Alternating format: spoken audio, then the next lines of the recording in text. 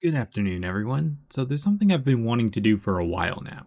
Some of you probably remember when right after 2.2 came out, I uploaded a recreation of Rainbow Road from Super Mario Kart, and it blew up. A lot of people were amazed that I'd done it, especially that I'd done it so soon. And the secret there is that I made it near the end of 2.1, since I knew a lot of what was in the 2.2 editor. This level is by far the most popular thing I've ever made, and that's definitely not changing anytime soon. And here I've been neglecting it for months. There were a few things that I was gradually feeling more and more like I needed to change or fix, and recently I decided enough is enough, I'm doing it. And then I went and checked the level and saw that there's a new visual bug here in 2.207, so really the timing on this was perfect. So when I decided I was updating the level, I made a plan. I had a list of changes I wanted to make, or at least try to make. But there was one thing I wasn't sure about. Should I make the race shorter, or keep it at 5 laps? I couldn't decide. So I asked you guys in a poll here, and you actually told me not to change it. Honestly, kind of surprised here, but I'm not going to argue with these results. And for the record, this isn't an excuse to be lazy or anything. In fact, changing it to make the race shorter probably would have been easier. But anyway, I decided to start by fixing the new problem first. See how the track kind of stretches out to the top of the screen?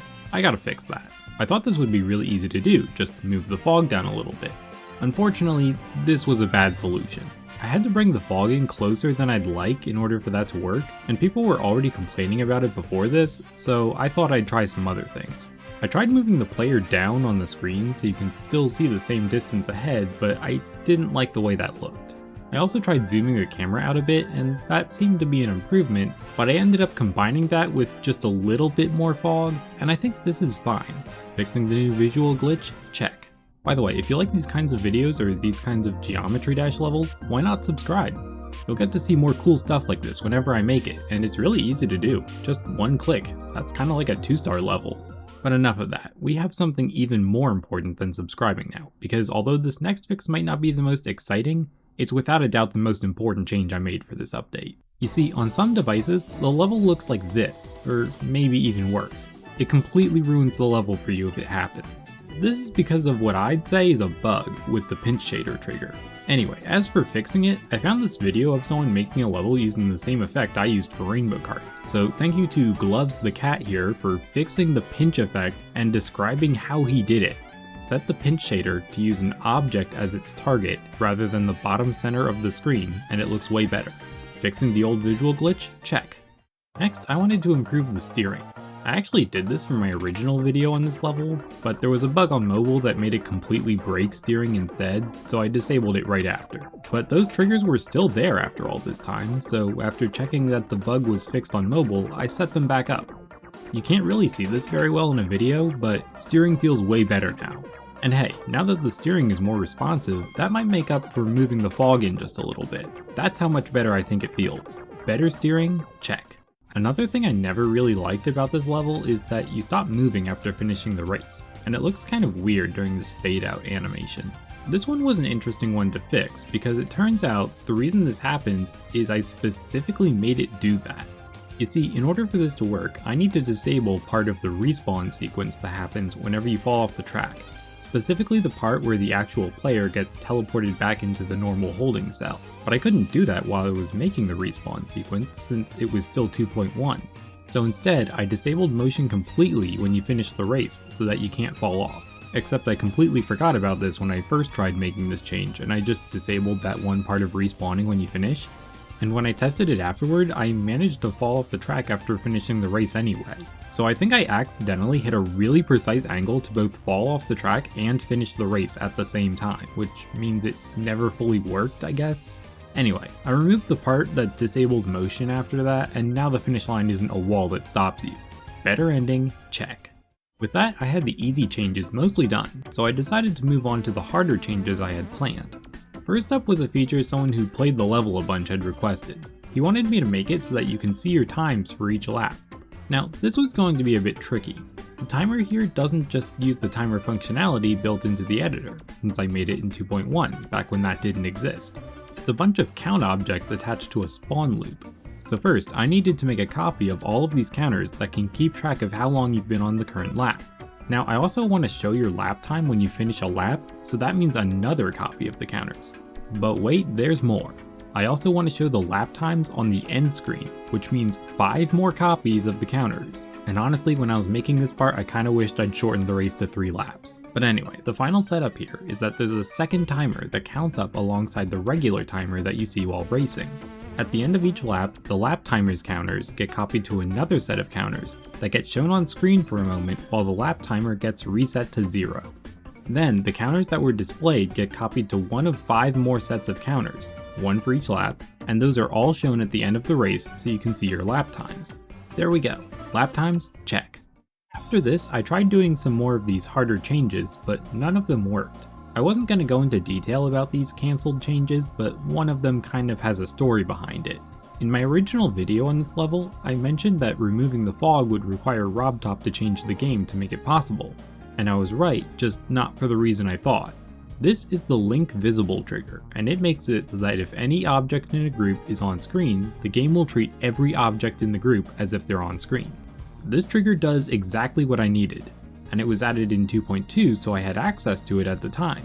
So why didn't I use it?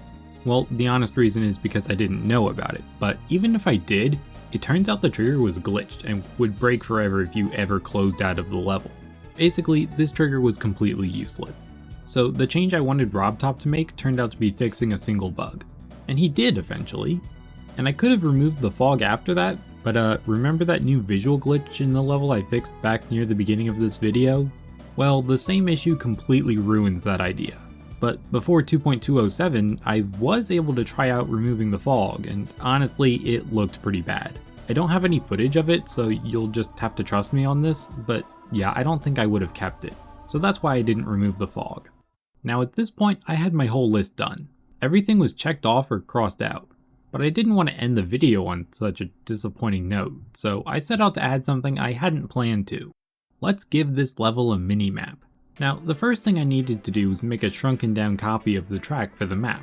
I built a new copy of the track instead of just copying what I had to save on objects, but I also copied all the respawn checkpoints since I figured I'd need them later.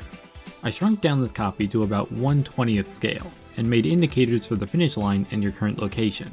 But as I was shrinking things down and moving them into place, I might have accidentally had some other objects selected too. And shortly after, I realized what I'd done. Oh no. This was gonna be a mess to clean up. The track was annoying to fix, but after some time, I did manage to fix it. But then half the Yoshi sprites were shrunken down and broken, and I didn't think I could fix them. I was starting to think I'd have to rerun the code I used to load them into the game, but that would have been a massive pain since I don't play Geometry Dash on the same computer as I did back then, so I'd need to move the whole save file. And anyway, so I made a backup copy of the level before I started making this update, so I just grabbed the sprites from there. And that problem is solved. Wait, no, I also messed up the end screen, and I'll just play my reaction to seeing this for the first time. Okay, that doesn't look right.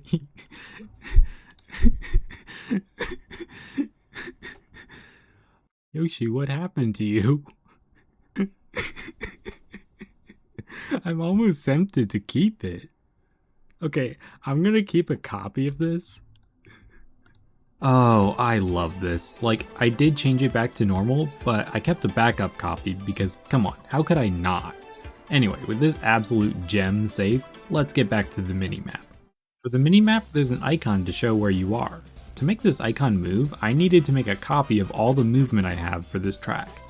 I broke this down into 3 parts: steering, driving, and respawning. For steering, I started by setting up 2 spikes. One is the center, and the other rotates around it in sync with the track as you press left and right. Then, for driving, I set up move triggers to move it at 1/20th the speed the track moves. To make it move in the right direction, I used the direction mode option to make both triggers move in the direction from the center spike to the rotating spike. Honestly, I didn't think this would work as easily as it did. Like, this seemed like the spikes were moving themselves somehow, but it works. Almost. Because anytime you fall off the track, you get moved back on, well, whatever, but the minimap icon doesn't move. That's a problem, and the solution involves these checkpoints I mentioned earlier. I made a simplified copy of the existing respawn system for this, where anytime you reach a checkpoint, an object gets moved to that checkpoint. That way, whenever you fall off, the level can just respawn you at that object without having to know how far through the lap you are. So I made it so that while you're getting moved back into place to respawn, the spikes I've been talking about get moved back to the checkpoint. All that's left after that is to make your minimap icon follow the center spike, and it works. Minimap, check. Except not really, it wasn't on the list. And that was going to be the end of it, except I was looking back at the DMs from the guy who requested the lap times thing, and I saw he asked if it was possible to do a startup boost like in real Mario Kart.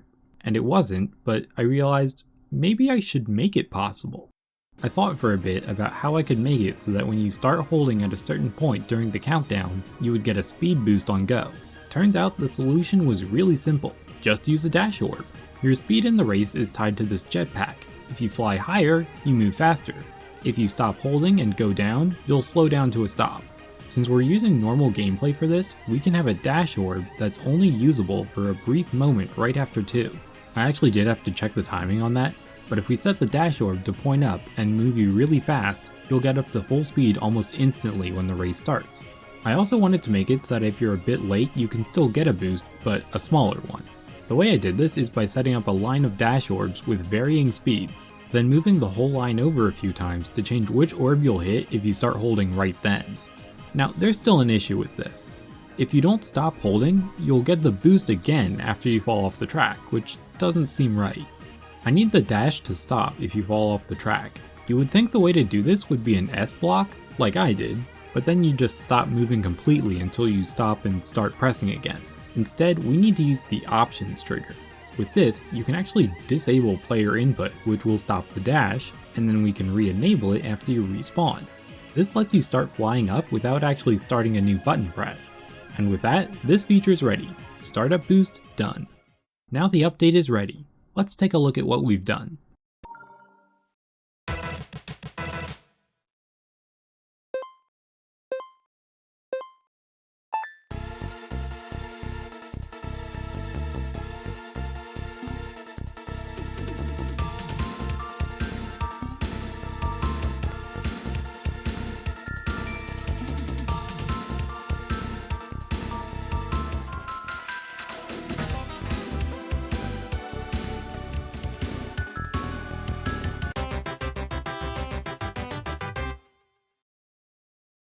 Well, I think the level is a bit better now, and for some people, much better. Although still not nearly as good as actual Mario Kart. I've said it before and I'll say it again. Play it if you like this level. Now technically there is one more thing that needs to be changed in this level. You see, I hid the level's copy passcode right here. You can only see it with a glitch, and I mainly put it there to cover up what was there if you did it before. By the way, when I said that I removed Herobrine in my original video, this is what I was talking about. Anyway, copy passcodes got removed after I did that, so I gotta remove this. So I'll just replace it with what you should do if you enjoyed the video and want to see more like it. But if you don't want to wait for me to upload more videos, you could also just watch my original Rainbow Kart video, so you'll understand the context for all the times I mentioned it during this video. But in any case, hope to see you again next time, when I break stuff on purpose.